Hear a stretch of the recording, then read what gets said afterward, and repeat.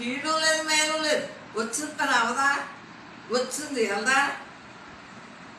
మేలే కదా. ఎన్నాళ్ళు ఉంటుంది ఈ దేహం? సిరిగిన వస్త్రం వదిలేసి కొత్త వస్త్రం ధరిస్తారు మామూలు అయితే. మనం ఇంకా ఏ వస్త్రాలు ధరించం. సిరిగిన వస్త్రంతో వదిలిపోతుంది. ఎన్నాళ్ళు బతుకు మనకి ప్రతి సెకండ్ కూడా బ్రహ్మార్పణమైన జీవితాన్ని గడుపుతుంటే మనకేంటి?